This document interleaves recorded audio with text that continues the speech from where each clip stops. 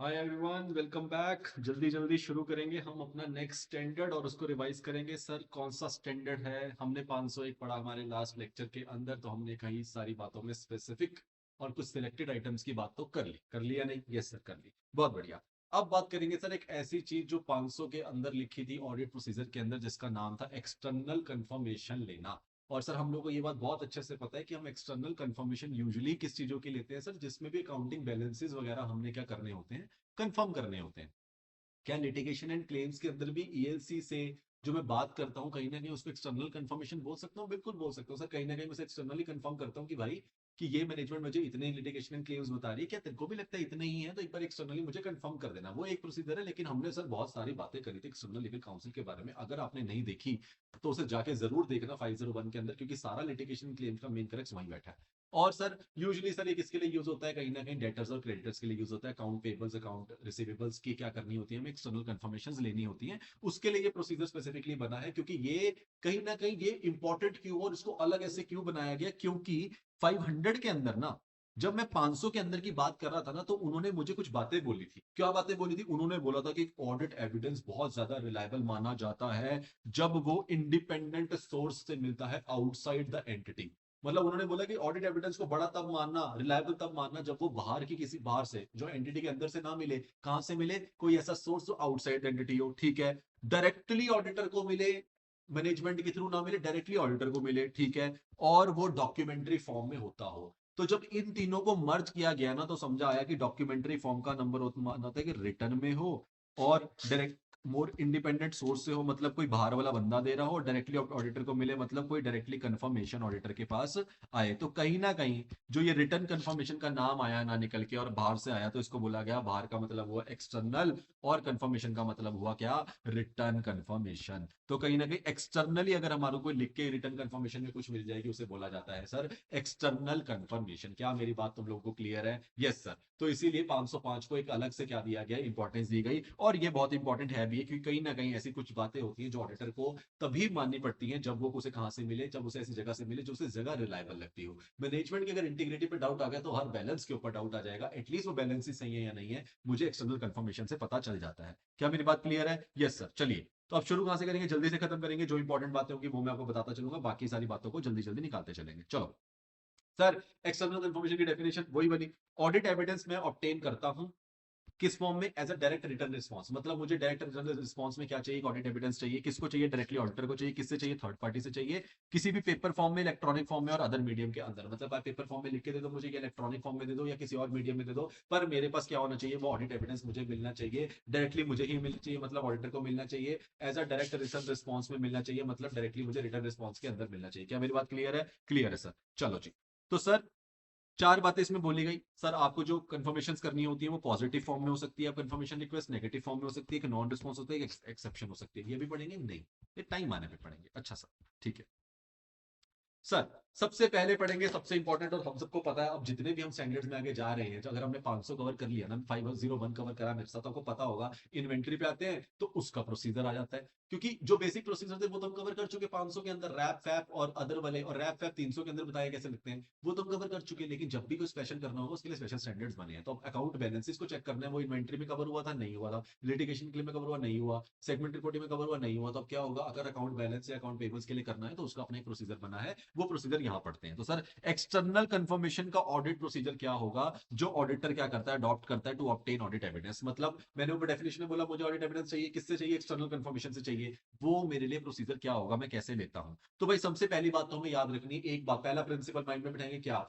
External confirmation का जो control होता है वो ऑडिटर के पास होता है, क्योंकि मैनेजमेंट में से भरोसा नहीं होता, तो वो कहता है सारा सारा कंट्रोल मैं करूंगा, मैं जैसे लेना चाहता हूं मैं वैसे लूंगा। तो ये किसके कंट्रोल में आती है एक्सटर्नल कंफर्मेशन? हमेशा सर ऑडिटर के कंट्रोल में आती है। पहला पॉइंट डन। एक्सटर्नल कंफर्मेशन हमेशा ऑडिटर के कंट्रोल में होती है। अब जैसे ही आपको क्या लेनी है, अगर आपको एक्सटर्नल कंफर्मेशन प्रोसीजर लगाना है, तो ऑडिटर को क्या करना पड़ेगा? सिंपल सी बात याद रखनी पड़ेगी कि सबसे पहले तो बताओ तेरे को कौन सी इंफॉर्मेशन से रिलेटेड क्या चाहिए? एक्सटर्नल कंफर्मेशन चाहिए।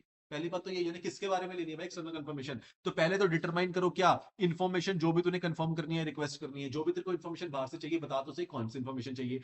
कौन सी इन्फॉर्मेशन जैसे तू बताता है तो आती है, किससे चाहिए? मतलब फ्रॉम होम, तो selecting the appropriate confirming party, अगर आपने अकाउंट पेबल्स की कंफर्मेशन लेनी है तो अकाउंट रिसीवेबल से लोगे, डेटर से लोगे नहीं ना, पेबल्स की लेनी तो क्रेडिटर से लोगे नहीं लोगे, बिल्कुल सही बात है सर। तो कहीं ना कहीं सिंपल सी बात कह रहा है कि सबसे पहले बता कौन सी इन्फॉर्मेशन तेरे को क्या करनी होती है, कंफर्म और रिक्वेस्ट करनी होती है, फिर बता किससे करनी होती है, कंफर्मिंग पार्टी बता कौन सी वाली है। फिर अब जब ये दोनों बातें हो जाए तो उसके बेसिस पे तू क्या कर ले, डिजाइन कर ले अपनी कंफर्मेशन रिक्वेस्ट को कि तेरे को कौन सी कंफर्मिंग, तो डिजाइन किसके किसके हिसाब से होती है, कंफर्मेशन पार्टी के हिसाब से हमेशा डिजाइन होता है। इसका एक पूरा प्रोसेस आएगा, फ्लो आएगा, मैं पढ़ाऊंगा, तब ये वाला बहुत आसान हो जाएगा आप लोगों के लिए समझना। अभी के लिए सिंपल, कौन सी इंफॉर्मेशन किससे इंफॉर्मेशन लेनी है वैसी डिजाइन हो जाएगी।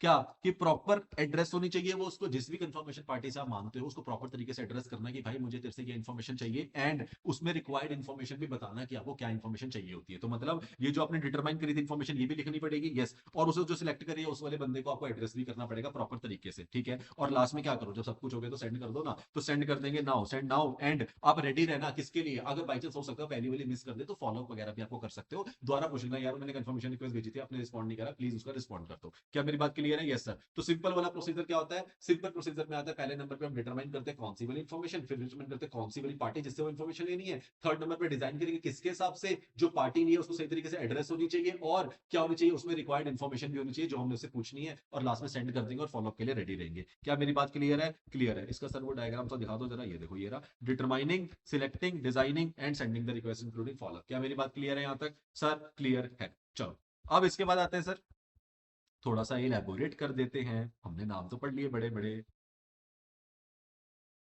चलिए सर, सर अब आता है इसके अंदर आता क्या क्या। पहले नंबर पर हमने क्या पढ़ा, डिटरमाइनिंग द इन्फॉर्मेशन। सर तो आपने कौन सी वाली इन्फॉर्मेशन होती है जिसको आप भेजते हो, जिसको आप सिलेक्ट करते हो कि मुझे कौन सी कंफर्म करने रिक्वेस्ट, वही कंफर्मेशन की हमने बात करी। अकाउंट बैलेंसेस होंगे या फिर कुछ अदर एलिमेंट्स हो सकते हैं। अब एक बात मुझे अच्छे से याद करके बताना, मैं तुम्हारी क्या टेस्ट करूंगा, तुम्हारी मेमोरी टेस्ट करना चाहता हूँ कि सर जब मैं 500 के अंदर मेरे को आपने पढ़ाया था ना, तब उसके अंदर ना आपने अकाउंटिंग रिकॉर्ड्स जब पढ़ाए थे तो आपने फ्लो बताया था कि पहले अकाउंटिंग रिकॉर्ड्स के लिए पहले तो कोई कॉन्ट्रैक्ट आएगा, कॉन्ट्रैक्ट के बेसिस पे कोई इनवॉइस आएगा, ये वाला याद है तुम लोगों को? सर याद है सर, याद है। उसके बाद एक अकाउंटिंग एंट्री बनेगी, फिर जर्नल एंट्री बनेगी, ऐसे करते करते हमने लास्ट में और बातें भी करी थी, प्लस करके हमने बोला था एक और पॉइंट आएगा कि कुछ भी क्या कर रखा होगा मैनेजमेंट ने, कोई भी कॉन्ट्रेक्चुअल एग्रीमेंट कर रखा है या फिर मैनेजमेंट ने कोई भी साइड एग्रीमेंट कर रखा है, ये सारी बातें के लिए भी क्या करता हूं मैं, अगर आपने किसी से कोई कॉन्ट्रेक्चुअल एग्रीमेंट कर रखा है या कोई कंफर्मेशन वगैरह है जो बाहर वाले के पास है, तो वो सारी बातें कोई भी कॉन्ट्रैक्ट वगैरह है उन सारों का भी मुझे क्या लेना होता है, कंफर्मेशन लेनी होती है। तो वही वाली बात यहाँ लिखी है कि जब आप इन्फॉर्मेशन की बात करते हो उसमें अकाउंट बैलेंस तो आएगा ही आएगा अकाउंटिंग रिकॉर्ड वाला, प्लस में बाकी सब भी आएगा जहां जहां पे कंफर्मेशन चाहिए, जैसे कि confirm the agreement, terms of agreements आपने कंफर्म करनी है, बाहर से आप कर सकते हो, कोई कॉन्ट्रैक्ट है, कोई भी ट्रांजेक्शन है, और कुछ साइड एग्रीमेंट्स भी होते हैं, कंपनी ने कोई साइड एग्रीमेंट्स वगैरह कर रखे हैं, इसकी डेफिनेशन ज्यादा डिटेल में जाने की जरूरत नहीं है, कि सिंपल सी बात है कोई साइड एग्रीमेंट्स कर रखे हैं, एग्रीमेंट या साइड एग्रीमेंट दोनों पर बातें आ जाती हैं। तो ये सारी चीजें हम क्या करते हैं, जो इन्फॉर्मेशन हमें कंफर्म करनी होती है हम बताते हैं कि अकाउंट बैलेंस से रिलेटेड है, या कोई टर्म्स हमने कंफर्म करनी है, या कोई कॉन्ट्रैक्ट हमने कंफर्म करना है, कोई ट्रांजेक्शन हमने कंफर्म करनी है, ये सारा क्लियर करते हो। कर दिया सर। फिर आप क्या बोला सेकंड, सिलेक्ट करते हो कौन सी पार्टी से कंफर्म करनी है, फ्रॉम हूं, तो मतलब पार्टी वो वाली पार्टी से कंफर्म करना भाई जिस पार्टी के पास उस वाले सब्जेक्ट की उस वाली इन्फॉर्मेशन की नॉलेज हो। सिंपल सी बात है ना यार, आपने ऐसी आपने कंफर्म करनी है अकाउंट बैलेंस से, और आप पता आपको पता है जिस बंदे से मैंने लेना उस बंदे को तो मतलब वो बंदे को तो नॉलेज ही नहीं है इस काम की। अगर आपने मान लो किसी कंपनी के डेटर के बारे में कंफर्मेशन लेनी हो बहुत बड़ा है, तो आप मैनेजमेंट के हेड से नहीं ले रहे हो, आप किसी इंप्लॉय से ले रहे हो, उस इंप्लॉय को क्या पता। तो मतलब उस पार्टी से करना होता है जिस पार्टी के पास क्या हो, नॉलेज होनी चाहिए, मतलब रेलेवेंट एंड रिलायबल, ताकि वो बन जाए। जो इन्फॉर्मेशन का आपको रिस्पॉन्स मिले आप उसे ऑडिट एविडेंस कब मानोगे, जब वो इन्फॉर्मेशन आपको रेलेवेंट और रिलायबल मिलेगी, और उसको पूछने के लिए वो कंफर्मिंग पार्टी कैसी चूज करनी पड़ेगी, जिसके पास उस पार्टी की नॉलेज होगी। तो सिंपल सी बात है, जब भी आप क्या कंफर्म करें, जब भी आप उस कंफर्म करें कौन सी पार्टी से कंफर्म करना है, आपको ऑडिटर को बिलीव करना पड़ता है कि वो नॉलेजेबल होना चाहिए अबाउट द इन्फॉर्मेशन। उसी बंदे से पूछना जिस बंदे को उस मैटर की नॉलेज हो, नॉलेज होगी तो वो इन्फॉर्मेशन रेलिवेंट और रिलायबल निकल के आएगी। क्या मेरी बात क्लियर है? सब क्लियर है। चलिए, जैसे कि फाइनेंशियल इंस्टीट्यूशन में अगर आपने पूछना होता है तो फाइनेंशियल इंस्टीट्यूशन के ऑफिशियल से पूछोगे जो नॉलेजेबल होता है अबाउट द ट्रांजेक्शन वगैरह, या कोई भी अरेंजमेंट वगैरह कंपनी ने कर रखा है किसी फाइनेंशियल इंस्टीट्यूशन से, तो उसके किसी नॉलेजेबल बंदे से पूछोगे कि भाई कंपनी ने ये सारी टर्म्स के बेसिस पे एंट्री ले रखे ना तुम्हारे फाइनेंशियल इंस्टीट्यूशन में, तो वो कहेगा हाँ यार इसी टर्म्स में हमने एग्रीमेंट कर रखा है। सही है। क्या क्लियर है सर? दो पॉइंट क्लियर हो गए। डिटरमाइन में कौन कौन सी इन्फॉर्मेशन पूछते हैं, account balance plus other elements वाली जिसमें कोई भी एग्रीमेंट कॉन्ट्रैक्ट वगैरह आ सकता है, और दूसरा सिलेक्ट करते हैं जो कंफर्मिंग पार्टी, तो इसलिए सिलेक्ट करते हैं अच्छी वाली कौन सी वाली जो नॉलेजेबल होगी। क्यों नॉलेजेबल होनी चाहिए? ताकि वो जो इन्फॉर्मेशन हमें दे वो relevant and reliable audit evidence के फॉर्म में मिल जाए। बढ़िया। उसके बाद आता है सर प्यारा वाला पॉइंट, इंपॉर्टेंट मार्क करेंगे, क्यों सर? क्योंकि अब आता है जो मैंने बोला कि आपने ये तो जान लिया कि आपने किससे लेनी है और क्या इंफॉर्मेशन लेनी है, आप उसको डिजाइन कैसे करते हो? सर डिजाइन इतना ज्यादा इंपॉर्टेंस क्यों दी गई? क्योंकि आपके डिजाइनिंग से ना तीन चीजें सबसे ज्यादा इंपैक्ट होती है जिसको बहुत बड़ा इफेक्ट पड़ता है। सर कौन सा वाला? याद रखना, 3 नंबर में आ सकता है। डिजाइनिंग से कौन से तीन बातों पे सबसे ज्यादा इफेक्ट पड़ता है? सबसे नंबर वन, रिस्पॉन्स रेट पे। आपका डिजाइन ही क्या करता है? आपका डिजाइन ही बताता है कि सामने वाला आपको एक्चुअली में कोई रिस्पॉन्स करेगा भी या नहीं करेगा। जितना अच्छा आप डिजाइनिंग करके देंगे रिक्वेस्ट की, उतने ज्यादा चांसेस है कि आपको रिस्पॉन्स भी अच्छा मिलेगा। दूसरे नंबर पे, अगर आपकी डिजाइनिंग अच्छी होगी तो आपके पास जो रिस्पॉन्स आएगा वो भी क्या होगी? अच्छी रिलायबिलिटी से आएगा। मतलब अगर आपने डिजाइन उसी बंदे को करा होगा जो बंदा नॉलेजेबल होगा, तभी तो आपको रेलिवेंट और रिलायबल इंफॉर्मेशन देगा। Yes sir. और आपका डिजाइन किसको इंपैक्ट करता है? आपके nature of the audit evidence obtain को। ऑब्वियसली जैसा आप डिजाइन करोगे, जितना अच्छी आपके पास रेलिवेंट और रिलायबल इंफॉर्मेशन आएगी, उतना ही अच्छा ऑडिट एविडेंस की नेचर बनेगी। अगर आपने अच्छा पूछा तो अच्छा एविडेंस, नहीं पूछा तो नहीं अच्छा मिलेगा। तो ये सारा कुछ क्या करता है? डिपेंड करता है डिजाइन के ऊपर। अगर आपने बढ़िया तरीके से डिजाइन करा होगा, सामने वाले को लगेगा यार सब कुछ इसमें बहुत क्लियरली पूछा है। आप हो ए ने इस कंपनी का 5 लाख रुपया देना है, जिसकी ट्रांजैक्शन इस दिन पे इतने बजे हुई थी, और ये उसका सेल इनवॉइस है जिसका नंबर ये है। क्या आप प्लीज कंफर्म कर सकते हैं कि इतनी आपने इतना पैसा देना है? अगर आपने सारी इन्फॉर्मेशन पर्टिकुलर तरीके से कुछ ढूंढना नहीं पड़ रहा, तो उसका रिस्पॉन्स रेट भी क्या आएगा? आपको बढ़िया मिलेगा। अगर आपने सही बंदे से पूछा होगा तो रिलायबल मिलेगा, और लास्ट में आपका nature of the audit evidence भी बढ़िया तरीके से बन जाएगा। क्या मेरी बात क्लियर है? क्लियर है सर। तो ये तीन बातें तो होगी हमारी कि हमारा डिजाइन क्या डायरेक्टली अफेक्ट करता है। चलो, अब आता है सर एक इंपॉर्टेंट, जो मैंने बता रहा था क्या, कि कौन से फैक्टर्स होते हैं जो कंसीडर करता है auditor when designing the confirmation request. Sir जब आपने वो जो प्रॉपर एड्रेसी को दी नहीं दी, याद है हम लोग ऊपर पढ़ के आए थे? Yes sir. यहाँ पे हमने पढ़ा कि आपने प्रॉपर एड्रेसी को देनी चाहिए, प्रॉपरली एड्रेस होनी चाहिए इन्फॉर्मेशन, और क्या इन्फॉर्मेशन देनी है आपने वो भी क्या होनी चाहिए? रिक्वायर्ड इन्फॉर्मेशन भी देनी चाहिए डिजाइन करते हुए कि क्या पूछना चाहते हो। अब आता है सर वो कौन से फैक्टर्स होते हैं, कौन से फैक्टर ऑडिटर कंसीडर करता है जब वो क्या उसे पता होता है कि मुझे डिजाइन करनी है कि आपने कंफर्मेशन रिक्वेस्ट। तो अब ध्यान रखना, सुनना, फ्लो याद रखेंगे, पॉइंट्स याद रहेंगे। सर क्या? देखो, यूजुअली ऐसी वाली चीजों के अंदर याद रखना, ऑडिटर हमेशा किस पे बिलीव करता है? अपने ना पास्ट एक्सपीरियंस के ऊपर। क्योंकि ऑडिटर को पता होता है मैंने पास्ट में सब करके देख लिया काका, अब मुझे पता है कि मुझे रिस्पॉन्स कब आता है कब नहीं आता। यही ऑडिटर को एक ऑडिटर अच्छा बनाता है कि उसको अपने experiences of the previous audit से इतना बढ़िया तरीका मिल जाता है कि उसे पता होता है मुझे कैसे भेजना है, क्या भेजना है, कब भेजना है, किसको भेजना है। तो सर पहला पॉइंट, जब भी आपने कोई चीज को क्या करना होगा, कोई चीज आपके फैक्टर बताने हैं किस चीज के, सर हमने कि ऑडिटर कैसे कंसीडर करेगा डिजाइन करते हुए, तो सबसे पहले ऑडिटर बैठेगा और सोचेगा मेरे पास में मेरा क्या हिसाब है। पास्ट के बेसिस पे सबसे पहला पॉइंट क्या? Start with the prior experience. तो आप अपना सर ये वाला पॉइंट का ये रहा, prior experience of the audit और सिमिलर एंगेजमेंट। सर अपने आप पहले प्रायर एक्सपीरियंस के ऊपर जाते हो और उसके बेसिस पे आप पहले देखते हो कि मुझे कैसे बनानी है, मुझे डिजाइन अब क्या करना है, हमें एक डिजाइन करनी है अच्छी सी कंफर्मेशन रिक्वेस्ट। क्यों? ताकि मेरे पास रिस्पॉन्स बढ़िया है, रिलायबल इन्फॉर्मेशन है, और मेरा नेचर ऑफ ऑडिट एविडेंस मुझे मिल जाए। ये तीन चीजें चाहिए। Yes sir. आ जाओ। प्रायर एक्सपीरियंस के बेसिस पे मैंने क्या करा, सोच लिया। प्रायर एक्सपीरियंस मुझे बताता है तेरे को कम्युनिकेट कैसे करना होता है, मीठा स्वभाव रखना, अच्छे से बोलना, एक्सप्लेन करना, मतलब सेकंड मेथड ऑफ कम्युनिकेशन। तो पहला प्रायर एक्सपीरियंस के बेटे मुझे क्या मिल जाता है, मेरा क्या मिल जाता है, मुझे मेथड ऑफ कम्युनिकेशन, मुझे कैसे पूछना है। और अब मुझे मेथड ऑफ कम्युनिकेशन मिल गया तो मैं क्या कर पाऊंगा, मैं अपना लेआउट डिजाइन कर पाऊंगा अपनी कंफर्मेशन रिक्वेस्ट का। 3 पॉइंट क्लियर करेंगे मेरे साथ जल्दी से। पहला मेरा प्रायर एक्सपीरियंस जो मुझे बताता है कैसे बात करनी है, मतलब मेरी कम्युनिकेशन का मेथड कौन सा होना चाहिए। उस कम्युनिकेशन के मेथड पे, मतलब मैंने सोचा मेरे को कम्युनिकेशन का मेथड है, मुझे एक रिटर्न फॉर्म में पूछना है और ये डिटेल लिखनी है, उसके बेसिस पे मेरा क्या रेडी हो जाएगा, लेआउट एंड डिजाइन रेडी हो जाएगा, लेआउट एंड प्रेजेंटेशन रेडी हो जाएगी। Yes sir. 3 point clear? Clear. अब आता है उसके अंदर लिखना क्या है भाई, मतलब सर वो एजर्शंस कौन सी है जिसके बारे में तेरे को क्या चाहिए, कंफर्मेशन चाहिए, मतलब द एजर्शंस बीइंग एड्रेस्ड, कौन कौन सी एजर्शन आपने एड्रेस करनी है, लिखो उसके अंदर। अब आपका लेआउट तैयार है तो डालते जाओ, ये पूछना है, ये पूछना है, ये पूछना है, ये पूछना है, डाल दीजिए। अब आपने वो डाल दी। अब क्वेश्चन आता है कि भाई ये जो तू लिस्ट बनाया जा रहा है एजर्शन की, ये तूने कैसे डिसाइड करा यही वाली एजर्शन पूछनी है, सारी क्यों नहीं पूछ लेता तू?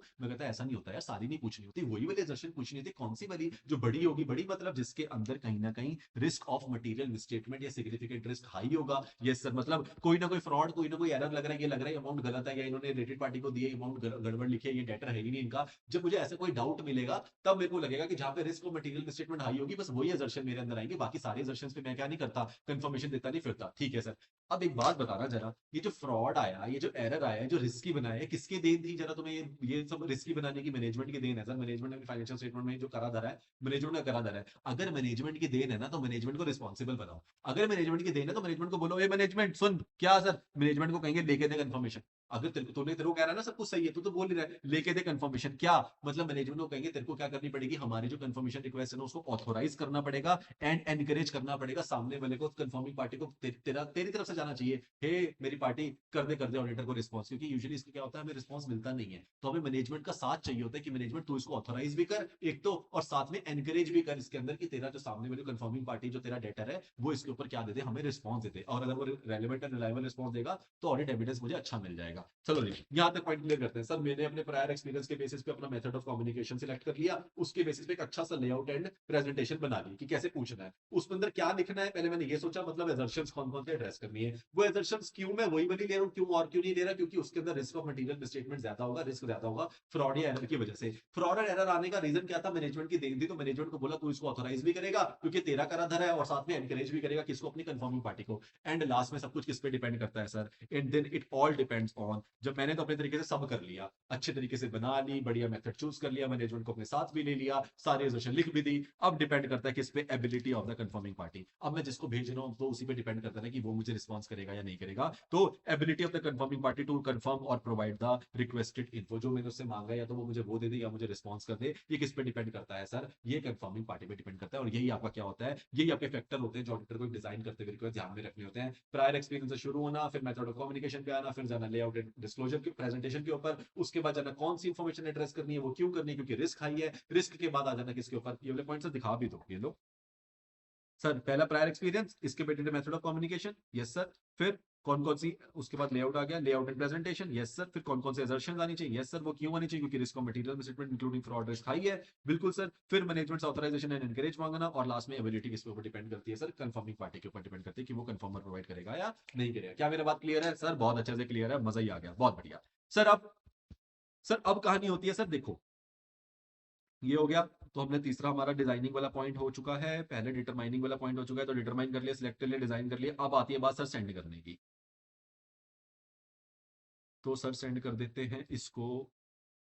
पॉजिटिव कंफर्मेशन रिक्वेस्ट के बारे में पढ़ेंगे कि पॉजिटिव कंफर्मेशन नेगेटिव क्या होती है, इसको भी बाद में लेते हैं टॉपिक को, ठीक है ना। फिर क्या उसने बोला कि डिटरमाइन कर लेंगे कि प्रॉपर्ली क्या होनी चाहिए, एड्रेस होनी चाहिए, मतलब जो भी आप डिटरमाइन करना कि जो रिक्वेस्ट है वो प्रॉपर तरीके से उसी एड्रेस पे जाए, जो कंफर्मिंग पार्टी का एड्रेस होना चाहिए उसको वहीं जानी चाहिए, टेस्ट वगैरह करके देख लेना एड्रेस वगैरह पे भेजिए कि वो एड्रेस वगैरह सही है या नहीं है, और उसी पे भेजना आपको, मतलब कंफर्मिंग पार्टी वहां पे ही भेजना जहाँ पे वो कंफर्मिंग पार्टी एक्चुअली उस कंपनी हो, कहीं और मत भेज देना। और लास्ट में फॉलोअप के लिए रेडी रहना, मतलब कुछ भी एडिशनल वगैरह कंफर्मेशन रिक्वेस्ट आपको भेजनी है कि मुझे रिप्लाई नहीं करा, मुझे रिप्लाई कर दो, रिप्लाई जरूरी है, तो आपने जो फॉलो वगैरह लेना होगा वो भी आप क्या कर सकते हो, ले सकते हो, ठीक है ना। रीवेरीफाइड कर सकते हो एक्यूरेसी, अगर आपने करनी है रीवेरिफिकेशन करनी है वो भी कर सकते हो, फॉलो वगैरह लेना है वो भी ले सकते हो, कोई दिक्कत नहीं। यहाँ तक क्लियर है, यस। तो मेन क्वेश्चन किसके ऊपर आता है, डिजाइनिंग के ऊपर आएगा या टोटल फ्लो पूछेगा, जिसमें आपको चारों पॉइंट लिखने हैं, बेसिक बेसिक वाले ये वाले चारों पॉइंट, या फिर इस डिजाइनिंग के अंदर कौन कौन से फैक्टर आते हैं, दूसरा आ सकता है, तीसरा बहुत रेयर है आ सकता है, डिजाइन क्या क्या अफेक्ट करता है, वो तीन बातें लिख के आ जाना। क्या क्लियर है यहाँ तक, डन जी। चलो अब अगर हमने ये कर ही लिया है तो फिर क्या पढ़ते हैं सर आगे,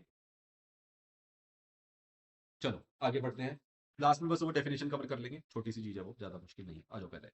सर मैनेजमेंट क्या कर रही है, मैनेजमेंट कह रही है अच्छा तेरे को मेरे से ऑथराइजेशन चाहिए, अच्छा तेरे को मेरे से वो भी चाहिए कि मैं सामने वाली पार्टी को एनकरेज भी करूं, मैं नहीं करती। मैनेजमेंट क्या कर देगी, मना कर देगी। मैनेजमेंट रिफ्यूजल, मैनेजमेंट क्या कर रही है, रिफ्यूज कर रही है, किसके लिए, मैनेजमेंट कहती है कि मैं अलाउ नहीं करूंगी, कुछ भी हो जाए मैं क्या नहीं दूंगी, मैं एक्सटर्नल कंफर्मेशन अलाउ नहीं करूंगी, मतलब उस वाले केस में ऑडिटर क्या स्टेप्स ले सकता है। अगर क्या करता है ऑडिटर के पास रिफ्यूजल आती है किसकी, मैनेजमेंट कहती है सर प्लीज एक्सटर्नल कंफर्मेशन मत भेजना, ऑडिटर कहता है कोई दिक्कत नहीं है, आप मुझे मना कर रहे हो, मेरे लिए एक ही चीज इंपॉर्टेंट होती है जब मुझे कोई मना करता है, क्या होती है वो, रीजनेबल जस्टिफिकेशन। अगर आप मुझे रीजनेबल जस्टिफिकेशन दे देते हो management, then I am okay, मैं नहीं करूंगा, तो मेरे लिए रीजन जानना जरूरी है आपकी इंकार करने का। अब रीजन कौन से हो सकते हैं, याद करो वो 701 में जब वो मना करते हैं कि ऑडिट मैटर में मत डालना, याद है हमारे कुछ ऐसे मैटर हमने कहीं और जगहों में पढ़ा है कि अगर कहीं ना कहीं रीजनेबल जस्टिफिकेशन में डिस्प्यूट वगैरह होता है, कोई डिस्प्यूट्स वगैरह इन्वॉल्व, मैनेजमेंट कहते हैं सर हमारा ना डिस्प्यूट चल रहा है उस डेटर के साथ में, आपने कंफर्मेशन में जो अमाउंट लिख दी हो सकता है वो डेटर में वो जो डेटर के पास वो जाए इन्फॉर्मेशन और वो कॉन्ट्रोडिक्ट वगैरह हो जाए और हमारा केस थोड़ा सा वीक हो जाएगा, तो मेरी आपसे रिक्वेस्ट है कि आप कंफर्मेशन में ये वाले डेटर को बस कंफर्मेशन ना दे।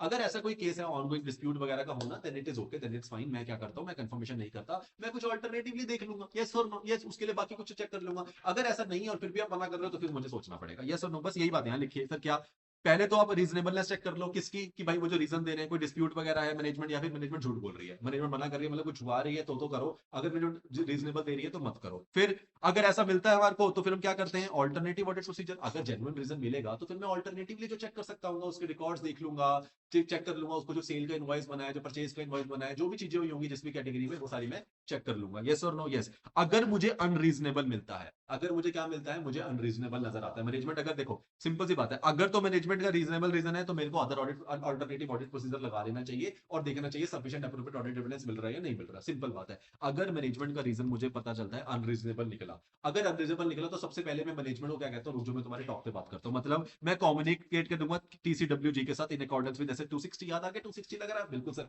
मैं कहीं ना कहीं क्या करता हूँ, मैं कम्युनिकेट करना चाहता हूँ किससे, मैनेजमेंट, मुझे किससे बात करनी है, टीसीडब्ल्यूजी से बात करनी है, अपने ऊपर वालों से बात कर रहा हूँ कि आप मुझे क्यों मना कर रहे हो एक्सटर्नल कंफर्मेशन लेने का। और ये मैटर कहाँ रिकॉर्ड होता है सर, वो वाले मैटर जो कम्युनिकेट करे जाते हैं टीसीडब्ल्यूजी के साथ में। और अगर ऑडिटर डिटरमाइन करता है क्या कि भाई तुम लोग मुझे क्या नहीं लेने दे रहे हो, कंफर्मेशन भी नहीं लेने दे रहे हो, ये दोनों केस में हो सकता है। किस केस में सर, आपने रीजनेबलनेस भी थी ना आपकी, लेकिन मैंने अल्टरनेटिवली ट्राई करा पर मुझे अल्टरनेटिवली कुछ मिला नहीं, या तो मुझे अल्टरनेटिव लाने की कुछ मिले ना, या फिर मैनेजमेंट बोले और टीसीडब्ल्यूजी बोले कि कुछ भी रीजन हो जाए हम आपको नहीं करने देंगे। अगर ऐसा है तो कहीं ना कहीं ये क्या माना जाता है, ये मेरा limitation on the scope of audit माना जाता है। तो आप क्या करते हो, 705 में जाते हो और डिस्क्लेमर ऑफ ओपिनियन दे देते हो। सिंपल सर, हम यही करते हैं, अभी भी पहले भी यही पढ़ा था। यस सर, हम यही पढ़ा था। तो इंक्वायरी करेंगे मैनेजमेंट से, तेरे रीजन बता दे, रीजन के बाद इवेल्युएट करेंगे तेरे रीजन को कि वो सही है या नहीं है। वो अगर मैं परफॉर्म करके देख लूंगा ऑल्टरनेटिव ऑडिट प्रोसीजर, अगर मुझे ऑल्टरनेटिव ऑडिट प्रोसीजर लगाने के बाद मुझे क्या नहीं मिलती, relevant and reliable audit evidence नहीं मिलता, भाई मैंने सब करके देख लिया, मैंने तुम्हारी सुनी भी, लेकिन मुझे फिर भी क्या नहीं मिल रहा, रेलेवेंट रिलायबल ऑडिट एविडेंस नहीं मिल रहा है, तो फिर मैं क्या करता हूँ, डिस्क्लेमर ऑफ ओपिनियन 705 और 260 में कम्युनिकेट तो करते ही करता हूँ, फिर डिस्क्लेमर भी दे देता हूँ limitation on scope of audit का रीजन डाल के कि मेरे लिमिटेशन लगाई जा रही है, मेरे स्कोप ऑफ ऑडिट पे मुझे एविडेंस लेने दिए नहीं जा रहे हैं, और ऑल्टरनेटिवली मैंने ट्राई करा तो उसमें मुझे कुछ मिला नहीं। क्या मेरी बात क्लियर है? क्लियर है सर, बढ़िया।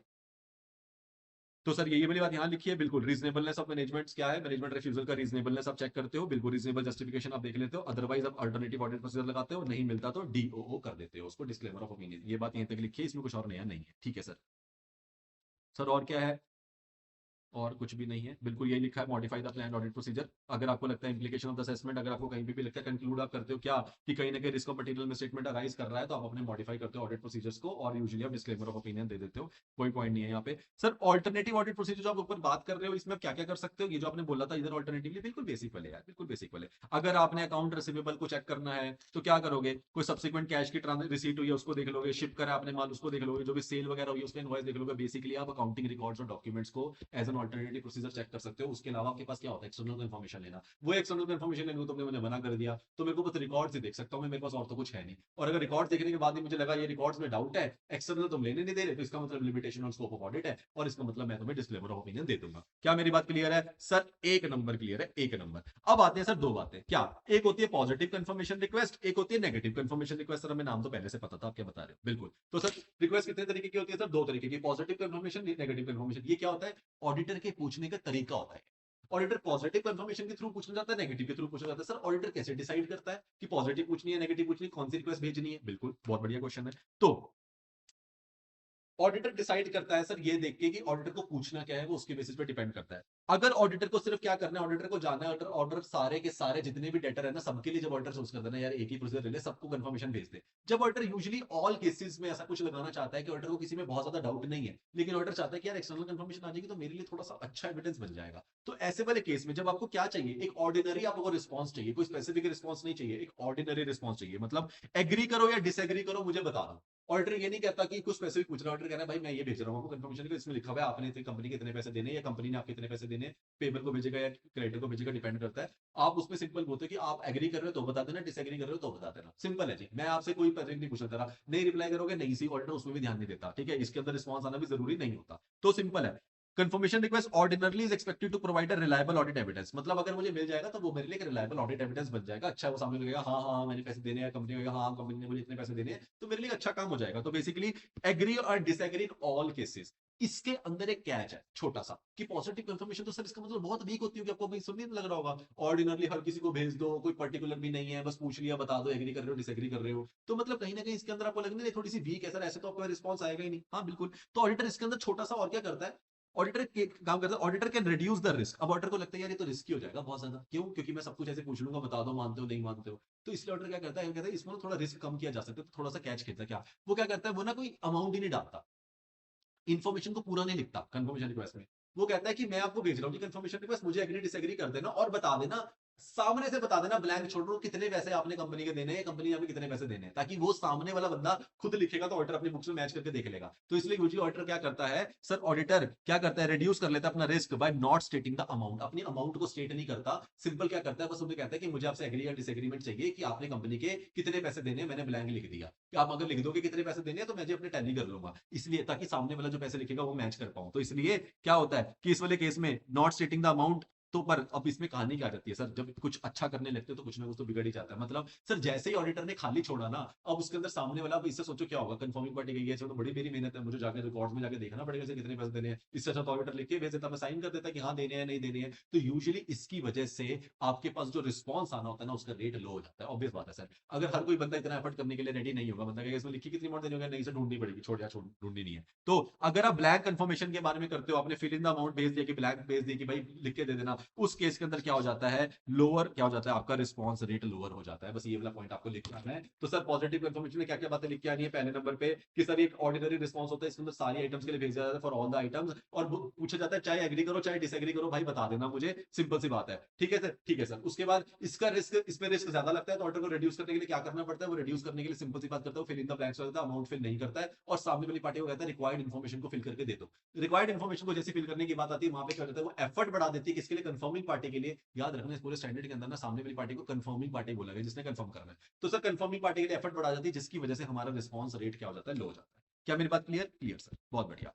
अब पॉजिटिव इतने काम की तो थी नहीं, काम की क्या होगी, नेगेटिव। चलो सर नेगेटिव कंफर्मेशन के बारे में बता दो फिर बढ़िया से तरीके से, ये इंपॉर्टेंट है। अब अगर ये इंपॉर्टेंट है ना, मैं ऐसा बोलूं, मैंने किसी को बोला यार नेगेटिव कंफर्मेशन बहुत इंपॉर्टेंट है, ये पढ़ के तो मैंने ना कल कंफर्म कर लिया। क्या अब मैंने बोला कि जब भी मुझे किसी भी डेटर का, किसी भी क्रेडिटर की कंफर्मेशन लेनी होगी, मैं सोलली एक ही चीज पे डिपेंड करूंगा, that is taking negative confirmation. क्योंकि पॉजिटिव इतनी काम की है नहीं और कुछ मिलेगा नहीं, मैं सिर्फ और सिर्फ सोलली किस पे डिपेंड करता हूं, नेगेटिव कंफर्मेशन पे डिपेंड करता हूं। क्या ये कहना मेरा सही होगा? नहीं, ये कहना आपका बिल्कुल सही नहीं होगा। तो इसका मतलब क्या है सर, पढ़ते हैं, आ जाओ।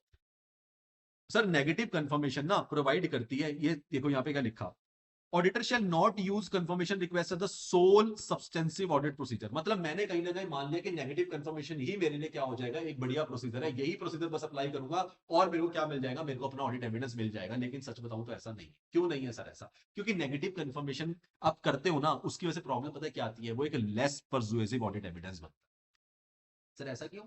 बिल्कुल क्योंकि वो लेस परसुएसिव ऑडिट एविडेंस बनता है, और अगर कोई हमारे लिए लेस परसुएसिव होगा तो वो क्या मेरे लिए सफिशिएंट एंड एप्रोप्रिएट बन जाएगा? नहीं बनेगा। तो इसलिए अगर आप सोलली किस पे डिपेंड होते हो ये बोलने में कि मैं जो फर्दर ऑडिट प्रोसीजर में फर्दर चेक करने वाला हूं, उसके अंदर मैंने जो चूज करा that is negative confirmation request choose करी, तो आप उससे क्या नहीं ले पाओगे, आप उससे एक अच्छा परसुएसिव ऑडिट एविडेंस नहीं ले पाओगे। ये मेरी बात याद रखना। सर इसको एक्सप्लेन कर दो जरा, बता दो क्यों, क्योंकि अब हमें यहाँ पे हम थोड़ा सा क्या हो रहे हैं, हमें कंफ्यूजन आ रही है। पॉजिटिव कंफर्मेशन में इतना कुछ था नहीं, नेगेटिव वहां पे लो भी रिस्पॉन्स रेट था, यहाँ पे आप कह रहे हो ये सोलली अच्छा नहीं है। सर ऐसा क्यों? सुनो क्यों सर।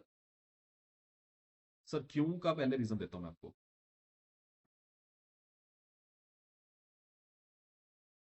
कहां गया कहां गया कहां गया?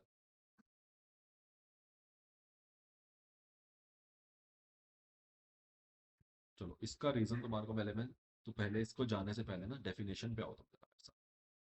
ये पढ़ते हैं। पॉजिटिव इन्फॉर्मेशन में देखो क्या था, a request that the confirming party respond directly to the auditor indicating whether the confirming party agrees or disagrees with the information in the request or provide the requested information। Simple बोला, क्या बोला sir उसने कि भाई confirming party या तो तू agree करना या तो डिसएग्री करना, या फिर अगर मैंने अपना दूसरा वाला कैच चूज किया तो तुम मुझे रिक्वेस्टेड इन्फॉर्मेशन दे देना, मतलब मेरे को फिल इन द अमाउंट्स में ब्लैंक में भर के दे देना। ये तीन बातें करी मैंने, करी। अब नेगेटिव कंफर्मेशन सुनो क्या होता है। डायरेक्टली ऑडिटर को रिस्पॉन्स आएगा दोनों को, yes sir, only if the confirming party disagrees with the information provided in the request. आप मुझे सिर्फ तभी के तभी रिस्पॉन्स देना इस रिक्वेस्ट का अगर आप डिसएग्री करते हो। मतलब अगर आप इसे एग्री करते हो ना, तब मुझे इसका रिस्पॉन्स ही नहीं चाहिए, क्योंकि मैंने आपसे पूछा कि इस फॉर्म में नेगेटिव कंफर्मेशन रिक्वेस्ट में पूछा। तो इसके लिए जो यहाँ पे वर्ड आता है ना, ओनली कंफर्म, अगर आप डिसएग्री कर रहे हो, इसी की वजह से इसकी क्या कम हो जाती है, इसकी इंपॉर्टेंस थोड़ी सी कम हो जाती है। इसको अब एक्सप्लेन करता हूं आगे जाके। सर मतलब सिंपल सी बात है, आप नेगेटिव कंफर्मेशन का तरीका क्या है? नेगेटिव कंफर्मेशन आप तभी भेजते हो जब आपको सामने वाली पार्टी से तब रिस्पॉन्स चाहिए, अगर आप डिसएग्री करते हो। इससे प्रॉब्लम पता है क्या आती है? सामने वाली पार्टी ने अगर किसी और रीजन की वजह से आपको रिस्पॉन्स नहीं करा, मान लो सामने वाली पार्टी को आपने दिया, सामने वाली पार्टी भूल गई आपका रिस्पॉन्स करना, उनसे मिस हो गया, आपने फॉलो भेजा, वो नहीं किया उनके एड्रेस पे, या एड्रेस पे पहुंचा ही नहीं, वो डिजाइन रिक्वेस्ट पहुंची ही नहीं, और आप ये इसकी वजह से आप ये समझ के चल लोगे कि सामने वाली पार्टी ने रिस्पॉन्स नहीं दिया, इसका मतलब वो एग्री कर रही है। सर सही कह रहे हो, सोचो। अगर हमने कब मांगा, हमने बोला अगर डिसएग्री करोगे तो बताना, अगर डिसएग्री नहीं करो तो मत बताना, मैं एग्री समझ लूंगा। अब भाई उन्होंने डिसएग्री करा ही नहीं था, उन्होंने तो कुछ भी नहीं करा था, पर मैंने, क्योंकि मेरे पास डिसएग्रीमेंट नहीं आया, तो मैंने उसे एग्री समझ लिया। उनका कुछ ना करना भी मेरे लिए एग्रीमेंट बन जाता है, यही इसकी सबसे बड़ी प्रॉब्लम है। क्या मेरी बात समझ गए सर? समझ गए। अब समझना तुम्हारे लिए बहुत आसान हो जाएगा। क्या सर? अब क्या कहता है? Accordingly the auditor shall not use the negative confirmation request as the sole to address and assess material misstatement unless all of the following are present. तो कहा गया भाई इसकी सबसे बढ़िया और ये सबसे सही तरीके से तब यूज होगी जब ये तीन चार बातों के हो, और उसके साथ में आप नेगेटिव कंफर्मेशन ले लोगे तो कोई दिक्कत नहीं है, इसके अलावा बेकार है। मतलब सर, अगर आपको लगता है कि आपके पास already sufficient appropriate audit evidence है जिसकी वजह से रिस्क ऑफ मटेरियल मिसस्टेटमेंट कहीं ना कहीं लो ही है, क्यों? क्योंकि मेरे इंटरनल कंट्रोल्स इफेक्टिवली ऑपरेट कर रहे हैं, बहुत बढ़िया तरीके से ऑपरेटिंग इफेक्टिवली बढ़िया चल रहे हैं। मतलब मेरे कंट्रोल अच्छे होने का मतलब है मेरे टेस्ट ऑफ कंट्रोल इतने बढ़िया है कि मुझे टेस्ट ऑफ डिटेल्स में कुछ निकल के नहीं आया, मतलब मेरे सब्सटेंसिव ऑडिट प्रोसीजर एक नंबर, मतलब मेरा बढ़िया सफिशिएंट एप्रोप्रिएट ऑडिट एविडेंस मेरे पास ऑलरेडी है।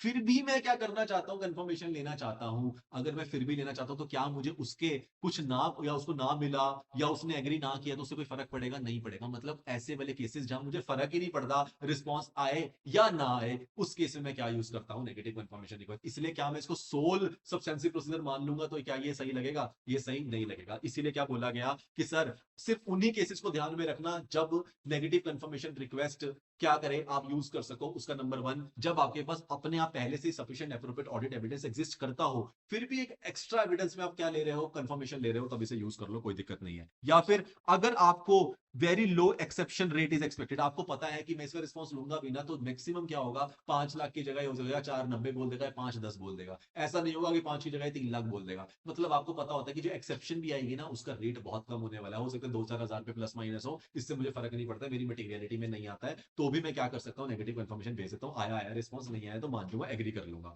मतलब अगर उसे नहीं भी मिला तो उसके ना भेजने से ये नहीं मानूंगा वो डिसएग्री कर रहा है, ये मानूंगा कि वो एग्री कर रहा है। क्या मेरी बात समझ आ रही है सर? समझ आ रही है। फिर auditor is not aware of the any circumstance और कंडीशन। भाई मुझे कोई सर्कमस्टांस और कंडीशन दिख ही नहीं रही है, चेक करते हुए सब कुछ इतना क्लियर नजर आ रहा है, सारे रिकॉर्ड्स बहुत बढ़िया हैं, सारे प्रोसीजर मेरे सही बैठे हैं, मुझे कोई भी कंडीशन वगैरह एग्जिस्टेंस वगैरह कोई सर्कमस्टांस नहीं है जिसकी वजह से मुझे कोई डाउट हो। अगर ऐसा नहीं है तो मैं नेगेटिव कंफर्मेशन का यूज कर लेता हूं। और अगर मेरी जो पॉपुलेशन है जिसको मैं चेक करने लगूं, जो साइज है वो बिल्कुल होमोजीनियस पॉपुलेशन है, मतलब बिल्कुल सारी की सारी मेरी एक जैसी है और सारे के सारे केसेस में मुझे सही मिला है, तो मैं लार्ज इन साइज होती है तब मैं क्या कर लेता हूँ? किसी भी, तो मेरे को होता है कि कुछ भी अकाउंट बैलेंसेस के 2-4 लोगों का भी रिप्लाई आ गया ना तो भी चल जाएगा, मेरा सबका रिप्लाई ना भी आए तो चलेगा, क्योंकि मेरी पॉपुलेशन एक ही जैसी है। अगर 4 सही है तो सारे के सारे भी 400 भी सही होंगे। ऐसे वाले केसेस में ही आप क्या यूज करते हो? नेगेटिव कंफर्मेशन यूज करते हो। तो क्या इसको सोलली मैं सब्सटेंसिव ऑडिट प्रोसीजर मानूं? नहीं मानूं। पेपर के अंदर ऐसे क्वेश्चन पूछेगा कि सोलली सब्सटेंसिव प्रोसीजर मानना चाहता है ऑडिटर, क्या सही होगा? आप बोलोगे नहीं सही होगा। कब नहीं सही होगा? वो 4 रीजन लिख के आओगे कि वो सही होगा, कब सही होगा, ये 4 रीजन लिखे होगे। पहला वाला, तो जल्दी से पहला वाला,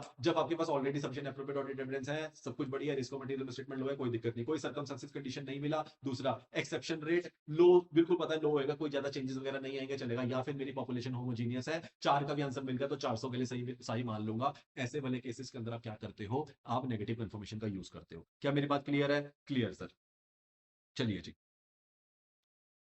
तो ये कहीं ना कहीं क्या प्रोवाइड करता है? Less persuasive audit evidence provide करता है। क्या यहां तक डन हो गया सर? हो गया। तो confirming party respond in case of the negative confirmation when, और इसमें क्या रीजन होता है कि जब आप समझो सामने वाली पार्टी ने अगर देख भी ली होगी ना आपकी रिक्वेस्ट, वो फिर भी रिप्लाई नहीं करेगी अनटिल एंड अनलेस वो कंफर्मेशन रिक्वेस्ट उस वाली पार्टी के फेवर में हो।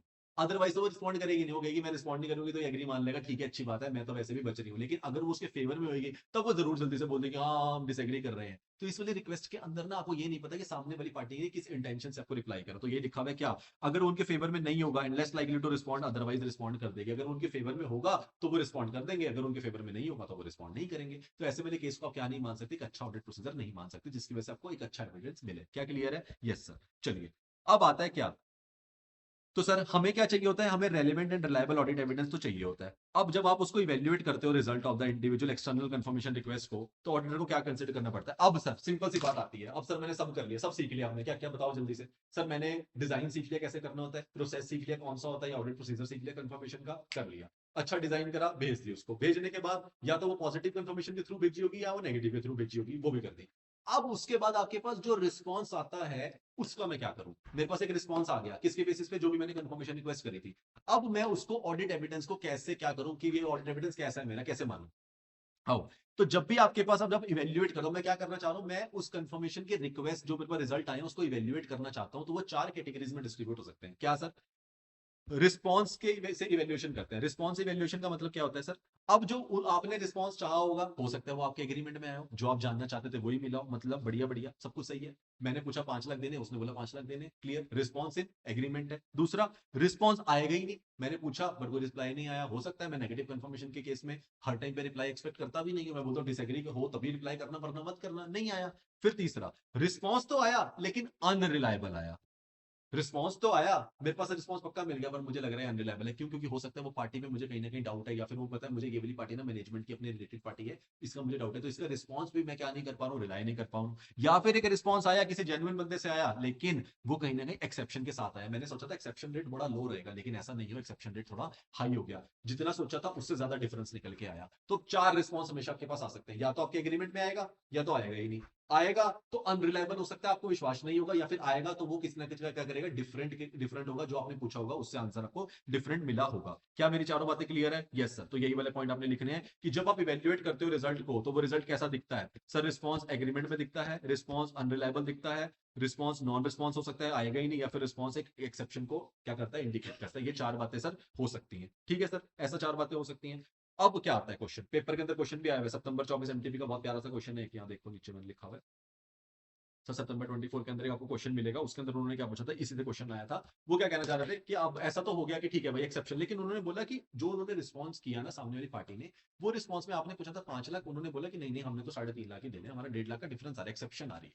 जो हमने रिस्पॉन्स चाहा था आया, तो रिस्पॉन्स मना नहीं करी पार्टी ने, रिस्पॉन्स पूरा दिया, लेकिन उन्होंने आपको मैच नहीं कर रही अमाउंट जो हमने पूछा था। अगर ऐसा होता है तो फिर उसे क्या करना पड़ता है, कोई ना कोई अदर ऑडिट प्रोसीजर लगाना पड़ेगा। भैया मुझे कहीं ना कहीं देखना पड़ेगा, मैनेजमेंट की बुक्स कुछ बोल रही है, सामने वाली पार्टी कुछ बोल रही है, तो मुझे कोई ना कोई कैसे मैच करूं कि सही है नहीं, तो कुछ ना कुछ अदर ऑडिट प्रोसीजर करके डॉक्यूमेंट में देखूंगा, मैनेजमेंट से पूछूंगा भाई कोई इनवॉइस वगैरह मिस तो नहीं हो गया, या कोई पेमेंट तो नहीं आई है, काउंटर फाइल्स दिखाओ जिसमें उन्होंने 1.5 लाख हमारे दे दिए हो, इसमें से वो बोल रहे हैं मैंने तो 3.5 लाख ही देने हैं। तो कहीं ना कहीं मैं कुछ अदर ऑडिट प्रोसीजर लगाना ट्राई करता हूं, जिसकी वजह से क्या कंक्लूड करूंगा कि मेरे पास एक्चुअली में सफिशिएंट एप्रोप्रिएट ऑडिट एविडेंस है भी है या नहीं है। और अगर मुझे लगता है तो मुझे क्या करना पड़ेगा, फिर मैं डिसाइड करता हूं। तो यूजुअली सिंपल बात क्या रखनी है, जब भी सर एक्सेप्शन मिलेगी तो ऑडिटर को देखना पड़ता है क्या मुझे सब्सटेंसिव ऑडिट प्रोसीजर और करने की जरूरत है नहीं, मतलब क्या मुझे फर्दर चेकिंग करनी चाहिए अब इस बात पे, क्योंकि मुझे कहीं ना कहीं क्या मिली है, एक्सेप्शन मिली है। तो इसीलिए ऑडिटर ऐसे 330 का यूज करता है एक्सेप्शन के केस में। यही क्वेश्चन पूछना चाहता था, 330 लगवाना चाहता था आपसे कि 505 के साथ आपको 330 का क्वेश्चन आया था मिक्स करके। 505 में पूछा एक्सटर्नल इन्फॉर्मेशन, फिर बोला एक्सेप्शन आई है रिस्पॉन्स में, तो पूछा कौन कौन से रिजल्ट हो सकते हैं,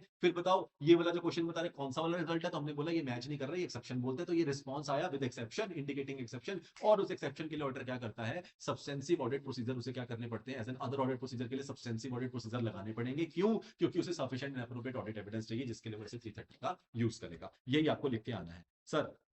एक्सेप्शन का मतलब क्या होता है, mismatch between the management financial statement and the confirming party information. तो मैनेजमेंट की फाइनेंशियल स्टेटमेंट बोल रही 5 लाख, कंफर्मिंग पार्टी बोल रही 3.5 lakh. So management to reconcile, तो हम अब इसमें क्या होता है, प्रोसेस जान लो, इसमें प्रोसेस आता है छोटा सा। जब भी कभी एक्सेप्शन आएगी तो ऑडिटर सीधा नहीं बोलेगा हो मुझे तो बहुत चेक करना पड़ेगा, ये तुमने क्या कर दिया, नहीं। आप मैनेजमेंट को बोलते हो हे मैनेजमेंट, कंफर्मिंग पार्टी ने बोला 3.5 लाख देने, एक बार ना आप क्या कर लो, एक बार रिकनसाइल कर लो। हमें लगता है कुछ रिकंसिलिएशन में कुछ प्रॉब्लम है, मतलब कि कहीं ना कहीं आपकी अमाउंट्स क्या नहीं हो रही है, मैच नहीं हो रही है। तो हमें पहले नंबर पे हम क्या ऑप्शन देते हैं, पहले नंबर पे ऑप्शन देते हैं रिकंसिलिएशन का। अगर वो रिकंसिलिएशन करने के बाद मैं मैनेजमेंट कहते हैं हमने रिकंसाइल कर लिया, नहीं सर हमने तो 5 लाख ही लेने हैं, तब ऑडिटर क्या करता है, फिर उसके इवेल्युएशन पे क्या करता है, एनालाइज करता है। जैसे रिकंसाइल करेगा, रिकंसाइल के रीजन के ऊपर क्या करेगा, एनालाइज करेगा। रीजन क्या है कि फिर उसके बेसिस पे कि भाई कंक्लूड करेगा कि हाँ मुझे सब्सटेंसिव ऑडिट प्रोसीजर क्या करने हैं या नहीं करने, मतलब सब्सटेंसिव ऑडिट प्रोसीजर में जाना है या नहीं जाना, मतलब मुझे 330 का स्टैंडर्ड लगाना है या नहीं लगाना। तो पहले हम उनको क्या ऑप्शन देते हैं, रिकंसाइल करने का देते हैं। हो सकता है कोई काउंटर पॉइंट मिस हो गया हो सकता है पेमेंट आई हो, मैनेजमेंट ने रिकॉर्ड करनी भूल गई हो, तो पहले अपने रिकंसाइल का ऑप्शन दोगे। रिकंसाइल कर देगी, मैच करके तो बहुत बढ़िया, कुछ नहीं करना पड़ेगा, लेकिन अगर नहीं करेगी तो याद रखना 330 लगेगा ही लगेगा पिक्चर में। क्या मेरी बात तुम लोगों को क्लियर है? सर क्लियर है। और यहाँ पे आपका क्या खत्म हो जाता है सर, हमारा यहाँ पे सर अच्छे से 505 हो जाता है, खत्म। तो सर अगर आप सच्ची सच्ची बात बता दो कितने क्वेश्चन इसमें इंपॉर्टेंट हो सकते हैं मेरे साथ साथ। पहला, कंफर्मेशन प्रोसीजर के बारे में सबसे पहला बेसिक प्रोसीजर क्या है, जिसमें 4 पॉइंट आते हैं, ठीक है सर। दूसरा, डिजाइनिंग के ऊपर आ सकते हैं दूसरा क्वेश्चन। डिजाइनिंग में 2 क्वेश्चन बनते हैं, कौन कौन से सर? डिजाइनिंग के अंदर क्वेश्चन बनते हैं, डिजाइन क्या क्या इफेक्ट कर सकता है, ये 3.3 नंबर का। या फिर मोस्ट इंपॉर्टेंट बनता है, कौन कौन से फैक्टर होते हैं जो आप डिजाइन करते हुए याद रखते हो कंफर्मेशन रिक्वेस्ट को, ठीक है सर। फिर उसके बाद सर क्वेश्चन नंबर 3 कौन सा आ सकता है कि मैनेजमेंट रिफ्यूजल करती है, तो 5705 आपको रिलेट करना आना चाहिए और 260 साथ में रिलेट करना, तो 260 प्लस 705 पे बहुत अच्छा क्वेश्चन बन सकता है रिफ्यूजल का, ठीक है सर। तीसरा, क्वेश्चन नंबर 4 क्या हो सकता है सर? क्वेश्चन नंबर 4 हो सकता है हमारा कौन सा वाला सर? नेगेटिव कंफर्मेशन के अंदर 2 क्वेश्चन बनते हैं। पहला, नेगेटिव कंफर्मेशन कब सही है, ये 4 पॉइंट सोलुली वाला पूछेगा, और उसके बाद इवेल्युएट कैसे करते हो आप कौन से रिस्पॉन्स की जो रिजल्ट आता है हमारा एक्सटर्नल कंफर्मेशन का, वो वाला क्वेश्चन। यहां तक आपसे क्वेश्चन पूछने के चांसेस है बड़े बड़े, जिसके साथ में ये 330 वगैरह एंगल साथ ही पूछ लेगा। अदरवाइज आपको बेसिक आ सकता है क्या, negative confirmation request, positive confirmation definition, या फिर एक एक्सेप्शन की डेफिनेशन। ये 3 बातें आपको फिर भी देख लेनी है, अदरवाइज इसके अंदर और कुछ भी नहीं है। क्या मेरी बात क्लियर है सर? क्लियर है। यहाँ पे हमारा एक छोटा सा स्टैंडर्ड हो जाता है खत्म। विद इन 40 मिनट्स हमने क्या कर लिया, इतना अच्छा स्टैंडर्ड रिवाइज कर लिया जो पक्का आपको पेपर में 4 से 6 नंबर देके जाने वाला है। चलिए bye bye, take care, see you. Comment section में जरूर बताना हाउ यू लाइक इट, और आपने नया क्या सीखा, या फिर हमारी जो हमने वो जो हिरार्की फॉलो करी, वो जो फैक्टर का एक अच्छा सा हमने फ्लो चार्ट बनाया, एक बार उसको अपने कमेंट सेक्शन में जरूर बता देना, मुझे देखना आपको याद है या नहीं है, उसी ऑर्डर में लिखना है बिना आंसर को देखे। चलिए bye bye, take care, see you. ये आप लोगों के लिए एक छोटा सा टास्क है। सी या अगले लेक्चर में मिलते हैं एक अच्छे से स्टैंडर्ड।